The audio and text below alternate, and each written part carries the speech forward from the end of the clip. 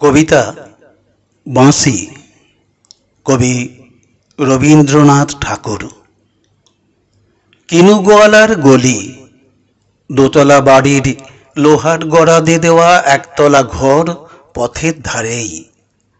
লোনা ধরা দেয়ালেতে মাঝে মাঝে ধসে গেছে বালি, মাঝে মাঝে স্যাঁতা পড়া দাগ। মার্কিন থানের মার্কা একখানা ছবি সিদ্ধিদাতা গণেশের দরজার পরে আঁটা।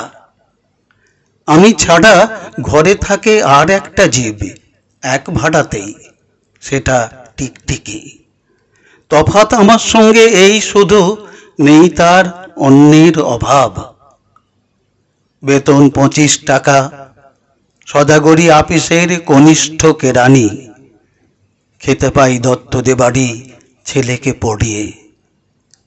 শিয়ালদা স্টেশনে যাই, সন্ধেটা কাটিয়ে আসি, আলো জ্বালাবার দায় বাঁচে। ইঞ্জিনের ধস ধস, বাঁশির আওয়াজ, যাত্রীর ব্যস্ততা, কুলি হাঁকা হাঁকি। 10:30 বেজে যায়, তারপরে ঘরে এসে নিরালা নিঝুম অন্ধকার। ধলেশ্বরী নদী তীরে পিসিদের গ্রাম। তার দেওরের মেয়ে অভাগার সাথে তার বিবাহের ছিল ঠিকঠাক।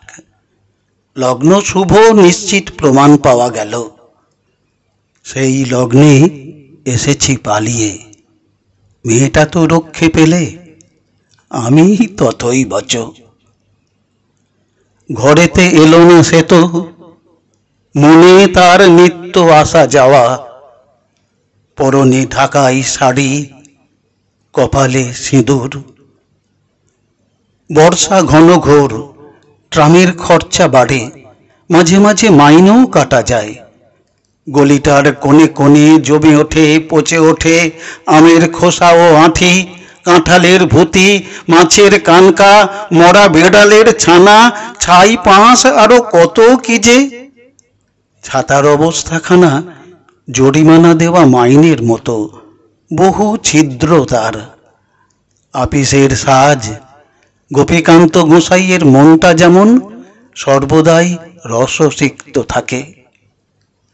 বাদলের কালো ছায়া স্যাঁতস্যাঁতে ঘরটাতে ঢুকে কলে পড়া জন্তুর মতন মূর্ছায় অসাড়। দিন রাত মনে হয় কোন আধমরা জগতের সঙ্গে যেন আষ্টে পৃষ্ঠে বাঁধা পড়ে আছি। গলির মোড়েই থাকে কান্তবাবু। যত্নে পাঠ করা লম্বা চুল, বড় বড় চোখ, শৌখিন মেজাজ। কর্নেট বাজানো তার শখ। মাঝে মাঝে সুর জেগে ওঠে এ গলির বীভৎস বাতাসে, কখনো গভীর রাতে, ভোরবেলা আধো অন্ধকারে, কখনো বৈকালে ঝিকিমিকি আলোয় ছায়ায়।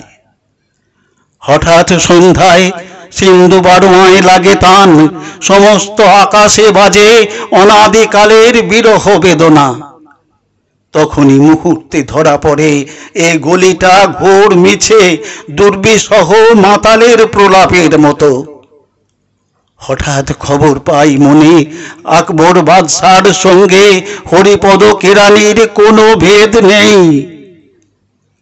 বাঁশির করুণ ডাক বেয়ে ছেঁড়া ছাতা রাজছত্র মিলে চলে গেছে এক বৈকুণ্ঠের দিকে।